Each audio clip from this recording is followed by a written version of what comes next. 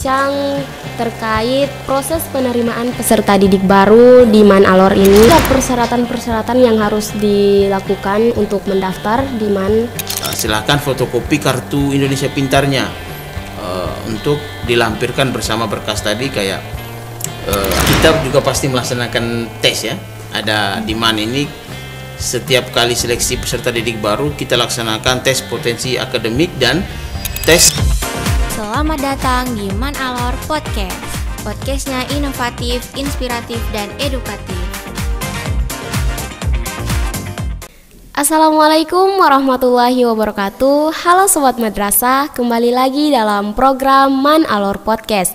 Perkenalkan, saya Putri Sintia Ali yang bertindak sebagai host pada podcast kali ini. Nah, Sobat Madrasah, di podcast kali ini kita akan bincang santai perihal proses penerimaan peserta didik baru tahun pelajaran 2024-2025. Kebetulan saat ini di podcast sudah kedatangan bintang tamu, yaitu Bapak Muhammad Farhan Apetatu selaku Wakamat Kesiswaan dan sekaligus Ketua Panitia Proses Penerimaan Peserta Didik Baru tahun pelajaran 2024-2025. Assalamualaikum Bapak. Waalaikumsalam warahmatullahi wabarakatuh. Bagaimana kabarnya Bapak? Alhamdulillah sehat. Kakak Putri sehat? Alhamdulillah sehat juga. Alhamdulillah. Nah Bapak, di sini kita akan berbincang terkait proses penerimaan peserta didik baru di Man Alor ini. Dan sebagai yang kita ketahui sudah mau memasuki ujian akhir semester, dan tentunya sebentar lagi akan ada penerimaan peserta didik baru. Nah, selaku ketua panitia mungkin bisa diceritakan bagaimana alur dan proses penerimaan peserta didik baru tahun ajaran 2024 dan 2025 ini. Baik, terima kasih Kakak Putri atas waktu kesempatan diberikan kepada kami selaku panitia penerimaan peserta didik baru untuk tahun pelajaran 2024-2025. Alhamdulillah untuk tahun 2024 ini Madrasah Aliyah Negeri Alor kembali membuka pendaftaran bagi siswa-siswi yang telah menyelesaikan studinya di Madrasah Sanawiyah maupun sekolah menengah pertama atau yang sederajat atau yang setingkat untuk melanjutkan studinya di Madrasah Aliyah maupun SMA. Alhamdulillah tahun ini Madrasah Aliyah Negeri Alor membuka pendaftaran untuk siswa baru. Insya Allah nanti pendaftaran itu dimulai tanggal 27 Mei hingga tanggal 15 Juni. Jadi tanggal itu kita buka pendaftaran. Jadi bagi adik-adik yang telah tamat MTS maupun SMP bisa datang ke sekolah untuk mendaftarkan diri di Madrasah Aliyah Negeri Alor. Sekretariatnya di Madrasah Aliyah Negeri Alor. Nah Bapak, apakah ada persyaratan-persyaratan yang harus dilakukan untuk mendaftar di Man? Oh ya, pastinya di setiap instansi maupun lembaga sekolah pasti ada persyaratan yang harus dipenuhi. Nah, persyaratan itu sebenarnya untuk menunjukkan keaslian keabsahan data dari calon peserta. Tentunya Madrasah Aliyah Negeri Alor menyaratkan bagi calon peserta didik yang akan mendaftar di Man Alor ketika nanti datang di sekolah di madrasah untuk berkeinginan untuk mendaftar di Man, silahkan datang dengan persyaratan pertama memiliki ijazah ya, tentunya ijazah SMP atau MTS. Kalau memang ada yang belum memiliki atau belum terbit ijazahnya, bisa menggunakan surat keterangan lulus dari sekolah masing-masing. Itu sebagai bukti bahwa dia telah tamat SMP atau MTS-nya. Kemudian untuk biodata anak silahkan lampirkan dengan akta kelahiran, kartu keluarga. Kalau bagi siswa-siswi yang pernah memiliki Indonesia Pintar PIP ya, mengikuti program PIP, silahkan fotokopi kartu Indonesia Pintarnya untuk dilampirkan bersama berkas tadi, kayak akta akta kelahiran, kartu keluarga, kemudian berkas PIP itu dimasukkan juga, kemudian fotokopi ijazah atau SKL atau surat keterangan lulus maupun SKUN kalau sudah ada itu SKUN.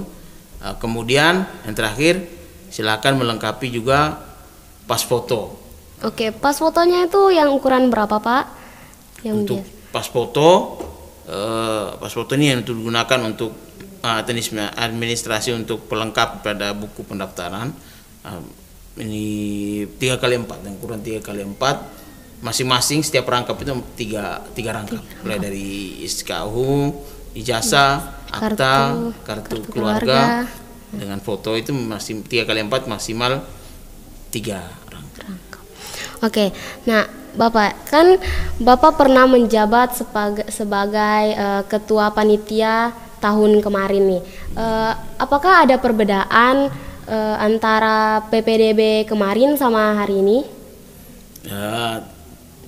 Baik, untuk PPDB atau proses penerimaan peserta didik baru tahun 2023-2024 tahun lalu itu kita membagi 2 jalur untuk tahun lalu. Ada jalur umum bagi peserta umum maupun jalur prestasi bagi peserta dengan kemampuan prestasi yang dimiliki pada masa MTS atau SMP-nya. Waktu itu kita melampirkan dengan sertifikat atau bukti tanda bukti berprestasi, termasuk program tahfiz. Tapi kali ini kita bukanya satu jalur umum, tapi tetap nanti kita akomodir bagi anak-anak yang memiliki kemampuan akademik, pernah menjadi juara KSM kalau di madrasah atau OSN di sekolah-sekolah umum, dan juga bagi anak-anak dari pesantren yang mampu menghafal Al-Quran tahfiz. Itu nanti pasti ada jalur sendiri yang disiapkan oleh sekolah. Pasti mereka mungkin bisa mendaftar dengan jalur itu. Dengan persyaratan itu pasti ada keringanan-keringanan yang kita berikan, termasuk dalam hal biaya dan lain-lain. Oke. Terus nanti bagaimana untuk siswa-siswa yang kayak kurang dalam membaca Al-Quran atau kurang paham? Oh iya, baik. Seperti belum bisa dalam membaca Al-Quran? Ya. Tentunya kita juga pasti melaksanakan tes ya. Ada di MAN ini setiap kali seleksi peserta didik baru kita laksanakan tes potensi akademik dan tes pemetaan baca tulis Al-Quran. Itu insya Allah nanti dilaksanakan tanggal 24 sampai 25 Juni. Itu terkait dengan tes potensi akademik, yaitu nanti ada mata pelajaran bahasa Indonesia, matematika, bahasa Inggris. Itu untuk tes potensi akademik. Kemudian ada juga pemetaan baca tulis Al-Quran. Tadi seperti Kakak Putri tanyakan, untuk tes pemetaan baca tulis Al-Quran ini madrasah ingin memetakan siswanya di kelas 10 itu siapa-siapa yang punya kemampuan membaca Al-Quran. Nanti dipetakan, ada yang mulai Iqra 1, ada yang sudah Iqra sekian, ada yang sudah di level Al-Quran, ada bacanya masih terbata-bata, ada baca yang sudah lancar, ada yang sudah bagus sekali, karena pasti ada yang qori-qori'ah, ada yang memang, tapi ada juga yang memang harus kita data, anak-anak yang dengan level mengajinya mungkin masih Iqra 1, Iqra 2. Kenapa harus kita data? Karena di madrasah ini kakak kan sudah kelas 10 ya, sudah tahu sekian banyak pelajaran agama di kita. Kalau di sekolah umum mungkin pelajaran pendidikan agama Islam, tapi kalau di madrasah kita sudah ada Al-Quran hadis, terus akidah akhlak, fikih, bahasa Arab ya, terutama bahasa Arab. Jadi itu kan memang prasyaratnya adalah kemampuan mengaji. Nah, makanya kita mau mengetahui itu supaya nanti kita petakan kelasnya. Dia mendapatkan pembinaan, mendapatkan peningkatan kemampuan membaca tulis Al-Quran. Oke, Bapak. Nah, di sini mengapa anak-anak yang baru lulus dari MTS atau SMP itu harus mendaftarkan diri di MAN? Apa keunggulan MAN ini? Oh iya, luar biasa, MAN ini unggul sekali ya. tentunya sebagai madrasah ya, salah satu sekolah madrasah dengan kompetensi Islam yang diajarkan di dalamnya, pasti perbedaan itu menonjolnya di sisi nilai-nilai agama. Itu pasti karena ini latar belakangnya madrasah dengan kemampuan agama, pelajaran agama yang lebih banyak, ya, lebih mumpuni. Kemudian pengawalan, pembinaan proses pendekatan dengan pendekatan keagamaan, ya. Anak-anak yang terlambat disuruh mengaji, itu kan seperti itu. Karena karakteristik kekhasannya itu adalah nilai-nilai agama. Kemudian bukan cuma itu, madrasah juga menampilkan bahwa alumni madrasah nantinya harus memiliki skill-skill yang bagus di selain ilmu-ilmu agama. Nah, disiapkan potensi-potensi, makanya madrasah membuka beberapa program-program unggulan. Salah satunya adalah menjahit, life skill ini, ya, kemampuan. Jadi anak madrasah setelah tamat madrasah, kalau dia punya skill, bagi anak-anak yang berminat untuk program menjahit, dia bisa mengikuti, ada program menjahit. Kita punya program menjahit. Alhamdulillah sudah sekitar 60-an siswa lebih yang mengikuti program ini di kelas kemarin. Insya Allah nanti, ya, kalau dia mau untuk mengikuti menjahit, madrasah punya, dan sudah disiapkan kelas khusus dengan peralatannya insya Allah cukup bagus, ya, untuk belajar mereka menjahit. Ya Bapak, selain program menjahit, apakah ada program-program lainnya? Oh ya, pasti ada. Selain menjahit, kita punya robotik. Nah, itu kita diasuh oleh beberapa guru-guru yang memang pakar di bidang robotik untuk bagaimana pengelolaan robotik. Seperti tahun lalu ketika Expo, kita pernah menampilkan itu hasil-hasil karya siswa bersama dengan guru untuk robotik. Kemudian ada multimedia, pelatihan multimedia, termasuk podcast, termasuk Kakak Putri kan, ada jurnalistik. Ya, Kakak Putri kan termasuk anggota jurnalistik. Nah, nanti Kakak Putri bisa menyampaikan ke adik-adik yang mau masuk sini, saya loh dapat pembinaan dari madrasah untuk jurnalistik. Alhamdulillah berhasil. Nah, ke depan anak madrasah harus punya life skill, bukan cuma kemampuan dalam segi ilmu pengetahuan baik dunia maupun agama, pengetahuan umum maupun agama, tapi mereka harus punya skill. Salah satu yang disiapkan itu seperti Kakak Putri, dengan kegiatan-kegiatan ekstra lainnya, menjahit, robotik, jurnalistik. Intinya anak punya bekal apa yang nanti mereka bawa untuk setelah mereka tamat dari madrasah. Oke, baik. Nah Bapak, mungkin ini saja yang dapat kami sampaikan.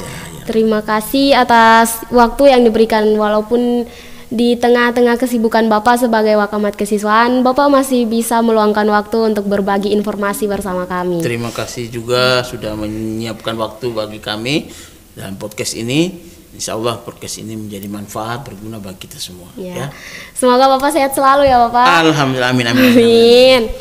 Nah, Sobat Madrasah, itu tadi beberapa informasi tentang proses penerimaan peserta didik baru tahun pelajaran 2024 dan 2025. Semoga madrasah menjadi pilihan masyarakat untuk menyekolahkan anak-anak mereka. Lebih baik madrasah lebih baik. Madrasah mandiri berprestasi.